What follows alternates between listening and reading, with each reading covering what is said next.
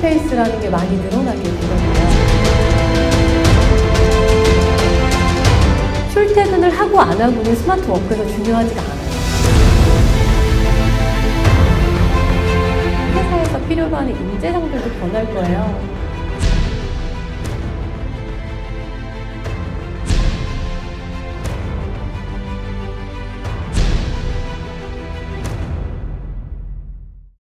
안녕하세요. 네, 안녕하세요. 오늘 강연은 좀 제가 일하는 곳에 대한 소개로 시작을 해볼까 해요. 여기는 제가 일한 책상입니다. 이 사진을 보시면 아니 무슨 대표가 책상에 책 한 권도 없어 라고 이렇게 말하는 분들이 계실 수도 있는데요. 제가 읽는 책의 9할은 다 저 컴퓨터 안에 들어가 있어요. 이북으로 읽거나 아니면 핸드폰으로 이동하면서 읽기 때문에 책은 없고요. 대부분의 일들이 사실 온라인에서 이루어지고 또 미팅이나 메신저를 통한 업무들이 많이 진행이 되기 때문에 저의 책상에는 컴퓨터하고 핸드폰 이렇게 두 가지만 보통 놓여 있습니다. 여기서는 제가 미팅을 하기도 하고 또 외부 분들이 오시면 함께 토론을 하기도 하고요. 또 제 스스로도 중간에 몇 번씩 나가서 이 넓은 공간에서 일을 하기도 해요. 물론 여러 명이 참여해야 되는 좀 프라이버트한 그런 미팅이 있는 경우에는 이렇게 미팅룸을 잡아서 하고요. 또 중간중간에 좀 집중이 안 되거나 그러면 이렇게 스포츠를 즐기기도 합니다. 근데요, 무엇보다 좋은 점은요, 제가 가끔 유럽이나 미국으로 출장을 갈 때가 있어요, 길게. 그럴 때도 한국에서와 같은 업무 환경, 업무 공간을 사용할 수 있다는 점인데요. 제가 일하는 곳이 어딘지 궁금해지시죠, 점점. 제가 일하는 곳은요, 바로 코워킹 스페이스입니다. 한마디로 얘기하면 공유 오피스라고 보시면 돼요. 사무실의 그 공간의 이용을 공유하는 곳입니다. 근데 단순하게 공간만 공유하는 게 아니라 그 안에 있는 시설, 그다음에 그 안에 있는 인적 자원, 네트워크 이런 것들까지 다 공유를 하기 때문에 사실 저는 구글에서 일하는 사람이 아니지만 구글 못지않은 환경에서 일을 하고 있어요. 이 코워킹 스페이스가 실제로 전 세계적으로 이렇게 많이 있습니다. 공식적으로 수치를 낸 것에 의하면 현재 2017년 기준으로 했을 때 약 13,000개 정도가 있고 여기서 일하는 저와 같은 사람들도 100만 명이 넘어요. 왜 이렇게 코워킹 스페이스라는 게 많이 늘어나게 된 걸까요? 아니, 또 다른 질문. 왜 코워킹 스페이스가 이 스마트 워크랑 무슨 관련이 있는 걸까요? 저희가 오늘 얘기하려고 하는 이 스마트 워크가 어떤 뜻인지 그걸 먼저 좀 정확하게 짚고 넘어가는 게 순서가 아닐까 싶어요. 보통은 이 IT 기기를 이용해서 일하는 것, 굉장히 첨단 시설을 가지고 그런 환경에서 일하는 걸 스마트 워크라고들 많이 생각을 하세요. 근데 결론부터 얘기하면요, 사실 스마트 워크는 이 IT 기기와는 거의 상관이 없습니다. 물론 이 IT 기기들이 있기 때문에 좀 더 쉬워졌고 좀 더 가능해졌지만 이 IT 기기들의 문제라기보다는 그걸 대하는 사람들의 태도에 관한 문제이거든요. 이 행정자치부 홈페이지에 가면 스마트 워크가 뭔지 이렇게 나와 있는데 거기에 의하면 정의가 이렇습니다. 시간과 장소에 얽매이지 않고 언제 어디서나 일할 수 있는 체제. 스마트 기기에 대한 얘기는 사실 전혀 언급되지 않죠. 네덜란드에서는 스마트 워크를 new werken, 그러니까 영어로 표현하면 the new work이라고 부릅니다. 좀 더 영어권 나라에서는 법령적으로 the new way of working, 우리말로 번역을 한다면 아마 일하는 방식, 새로운 방식의 일하기 정도가 될 것 같은데요. 이 스마트 워크는 우리나라에서 이 새로운 방식의 일하기를 부르는 애칭 같은 거라고 보시면 될 것 같아요. 앞에서 얘기했던 기기의 문제는 더더욱 아니고 그렇다고 해서 일하는 시간과 장소에 관한 얘기만도 아니죠. 스마트 워크는 우리가 일하는 방식에 관한 총체적인 변화, 특히나 우리의 환경이나 애티튜드에 관한 변화가 아닐까 싶어요. 우리나라는 이제 텔레워킹에서 점점 진짜 의미의 스마트워크로 조금씩 변해가고 있어요. 시간이나 장소나 일하는 방법, 즉 일하는 수단이죠. 그 수단의 자율성을 극대화시켜서 결국은 우리가 업무 성과나 효율을 극대화하는 것. 그렇게 되면 자연스럽게 효율성이 생기면서 잉여 시간과 잉여 가치가 생기고요. 그 시간을 통해서 일과 삶의 균형을 이루는 거죠. 일하는 수단의 자율성을 부여해서, 즉 일의 효과를 높일 수 있다면 어떤 곳에서 일을 하든 어떤 장소에서 일을 하든, 즉 어떤 시간에 일을 하든 어떻게 일을 하든 자율성을 줘야 된다는 거죠. 스마트워크 하면 이 얘기 제일 많이 하세요. 아니, 스마트워크는 IT 기업에서나 가능한 거 아니에요? 근데 말씀드렸던 것처럼 스마트워크는 그 스마트 기기의 문제가 아니라 여러분이 일하는 방식, 일하는 애티튜드에 관한 것이기 때문에 이 말은 맞지 않습니다. 스마트워크는요, 제조업에서도 가능하고요. 우리가 여러 사람들과 함께 일을 하는 곳이라면 다 가능해요. 또 하나의 오해가 바로 이거예요. 아, 스마트워크 하면 그럼 출퇴근 안 해도 되겠네요. 출퇴근을 하고 안 하고는 스마트워크에서 중요하지가 않아요. 즉 거기에 중심이 있지가 않아요. 일을 효율적으로 하는데, 일을 제대로 하는데 출퇴근이 필요하면 하는 거고요. 그게 출퇴근이 방해가 되거나 비효율적이면 하지 않으면 되는 거고요. 그 방식에 대해서 스마트워크가 규정하고 있지 않는 거죠. 이 스마트워크는 그럼 왜 필요한지를 먼저 말씀을 드릴게요. 저는 3가지 이유, 즉 세상이 복잡해졌고 그래서 창의성이 중요해졌고 그리고 Y세대들이 나타났기 때문이다 라고 말씀을 드릴 건데요. 이 모든 3가지 현상이 사실은요, 인터넷 때문에 그래요. 초고속 인터넷 시대가 되면서 굉장히 많은 정보들이 아주 빠르게 만들어지기 시작했어요. 그리고 그게 아주 빠른 속도로 공유가 되기 시작했어요. 즉 무슨 얘기냐면 세상에 정보들이 되게 많아지면서 결국 하나의 일을 하는데도 영향을 주는 요소들이 되게 많아졌다는 얘기예요.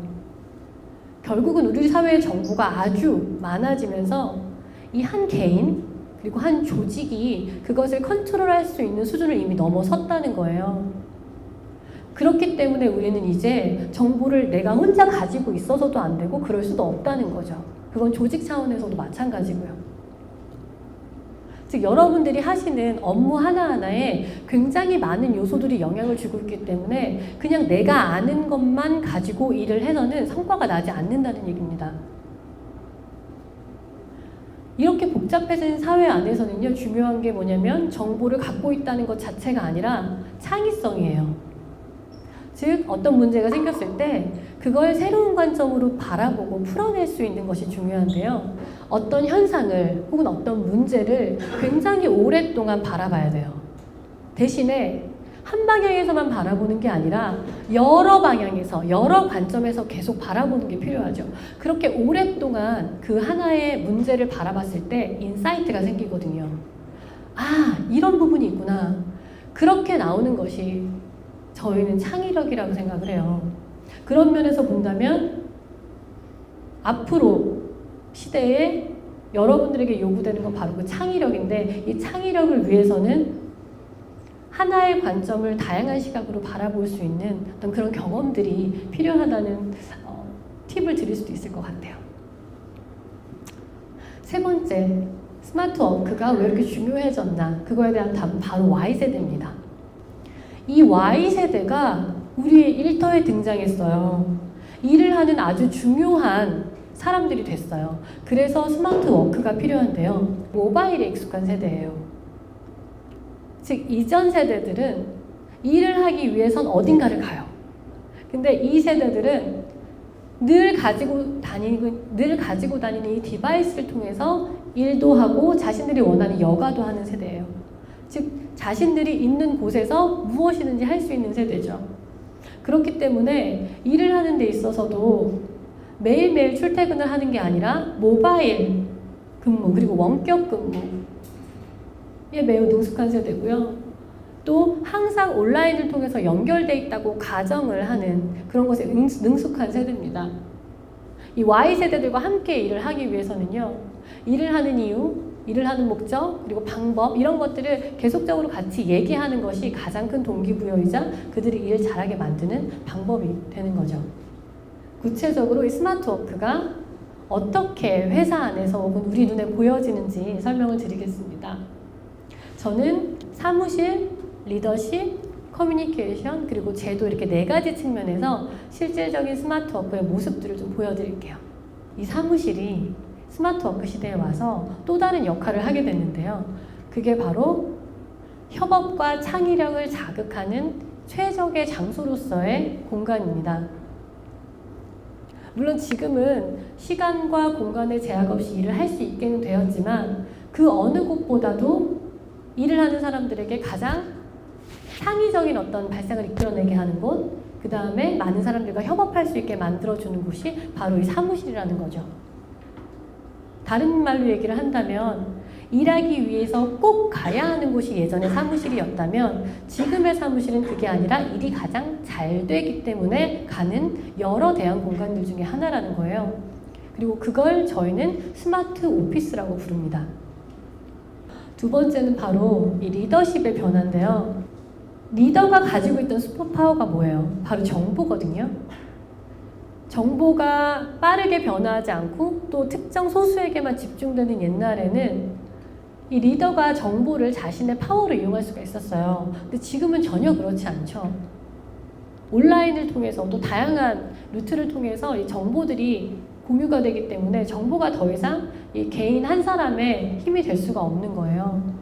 그래서 지금은 이런 슈퍼 파워 능력을 가진 리더보다는 각각의 재능을 가진 탤런트를 가진 팀원들을 하나의 목적을 향해서 일하게 해줄 수 있는 리더, 저희는 퍼실리테이터형 리더라고 말을 하는데 이렇게 관계를 촉진해주는, 일을 가능하게 해주는 그런 리더들이 지금 이 스마트 워크 시대에 필요한 리더입니다.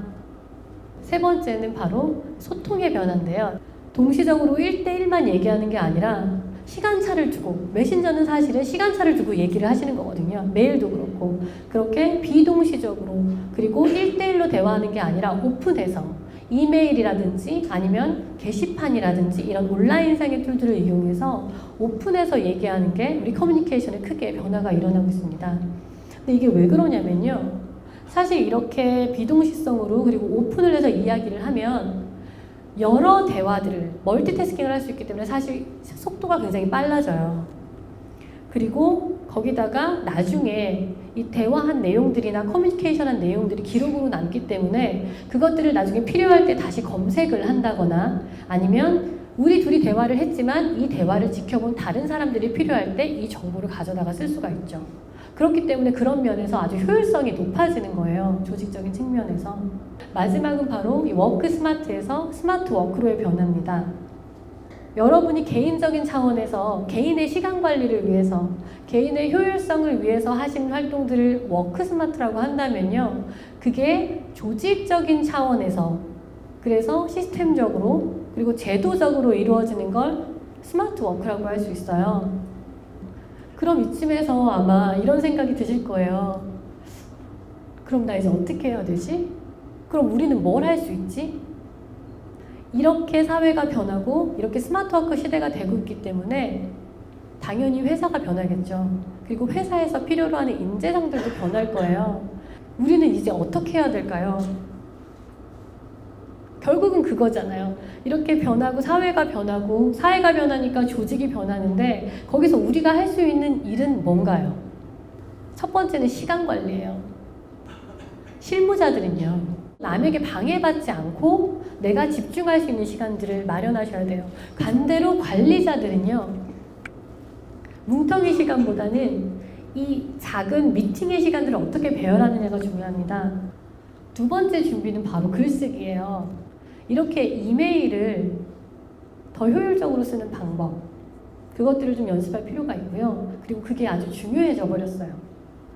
세 번째로 저는 자율성을 기반으로 한 관리. 네.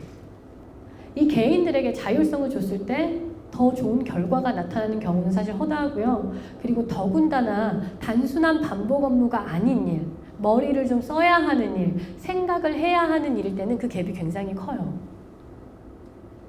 왜 그러냐면요. 우리가 일을 잘하려면 어때야 되죠? 동기부여가 돼야 되잖아요. 그렇죠? 근데 그 동기부여에 가장 큰 영향을 주는 게 자율성이에요. 내가 얼마큼 결정할 수 있는지. 이 일을 하는 여러 가지 방법들, 수단들을. 코워킹 스페이스가 왜 이렇게 많아졌을까? 왜 우리나라에서도 이렇게 새로운 방식으로 일하는 사람들이 많아졌을까? 그건 일을 하는데 필요한 니즈들이 달라졌기 때문에 그래요. 탁구 경기. 여기에 있는 이 두 선수들은 중국인들이에요. 어렸을 때부터 이제 중국인이었는데 유럽에 살게 된 게 아니라 중국에서 탁구를 배우고 중국에서 이미 어느 정도의 역량을 갖춘 선수들이 유럽의 탁구팀에 유럽에 의해서 그 나라들에 의해서 사실은 귀화를 하게 된 겁니다. 이 현상이 왜 재밌었냐면요. 얼마나 지금 우리가 사는 시대가 결과 위주의 성과 위주의 그것이 중요한 사회인가를 단적으로 보여주는 거라고 생각을 했거든요. 즉 이 경기에서 보시는 것처럼 조직들은 더 좋은 결과들을 위해서 얼마든지 제도나 환경들을 변화시키고 이전의 것들을 뒤집을 준비가 되어 있어요. 그렇기 때문에 여러분들이 준비하시는 것들이나 여러분들이 바라보시는 방향도 이것과 일치가 되어야 조직 안에서도 혹 조직 밖에서도 성공을 저는 이루실 수 있을 거라는 생각이 들어서 지금 어떻게 우리의 업무 환경이 변하고 있는지를 보여드리고 싶었고요. 그리고 오늘 이 내용들을 통해서 조금이라도 앞으로 내가 원하는 걸 이루는데 혹은 조직으로서 원하는 방향을 가는데 어떤 준비들이 필요할지 또 어떤 역량을 길러야 되는지 그런 것들을 고민하는 데 도움이 되셨으면 좋겠습니다. 긴 강의 들어주셔서 진심으로 감사드립니다.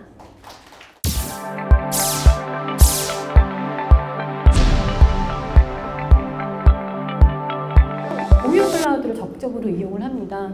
저희는 개별 컴퓨터 안에 폴더에는 회사와 관련된 문서가 거의 없어요. 물론 개인이 필요하면 뭐 저장을 해도 되지만 저희가 주고받는 모든 문서들은 기본적으로 이 클라우드 폴더 안에서 들어가 있고 거기서 계속 업데이트를 해서 누구든지 원하면 볼 수 있게 해줍니다. 문서를 한쪽에 공유를 해놓으면 그 클라우드에 접속해서 검색을 하는 것만으로도 이 사람이 가지고 있는, 하고 있는 일에 대한 정보들을 알 수가 있어요.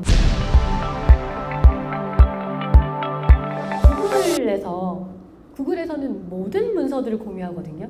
사실 보안장으로 따지면 공유하지 않아야 되는 문서들도 굉장히 많을 텐데도 내부의 직원들은 다 공유를 해요. 무슨 얘기냐면 특정 그 웹사이트 들어가서 그 내부에 인트라넷에 들어가서 접속을 하게 되면 그 안에서 필요한 거는 어느 부서의 어느 내용이든 보실 수가 있다는 얘기예요. 그런데 문제가 왜 생기지 않고 있을까? 그 비밀이 여기에 있는데요. 문서에 대한 접근, 정보에 대한 접근은 다 열어놨지만 그 문서에 대한 접근을 줬기 때문에 문제가 생겼을 때의 책임을 굉장히 강하게 묻습니다. 법적으로도. 그렇기 때문에 결국 이거는 기술의 문제나 이런 차원의 문제라기보다는 그 안에 있는 사람들의 어떤 태도, 그 다음에 가치관, 인식의 문제 혹은 그것들을 보호해주는 제도의 문제일 가능성이 좀 더 많은 것 같아요. 우리 사회의 신뢰가 부족해서 그게 우리의 사회 전반 그리고 일터에도 곳곳에 스며 있다는 게 가장 스마트 워크를 막고 있는 것 중에 하나인 것 같아요. 저도 사실은 아주 뿌리 깊게 이 한국 사회에서 자랐기 때문에 가끔은 두려워요. 아, 오늘은 놀고 있지 않을까? 근데 놀고 있으면 어때? 그래도 결과적으로 이 결과를 만들어냈는데 문제가 없다면 혹은 더 좋은 결과를 만들어낸다면 사실 이 사람이 내가 일하고 있을 때 놀아도 상관은 없거든요. 근데 그걸 인식을 전하는데 굉장히 많은 시간이 필요해요.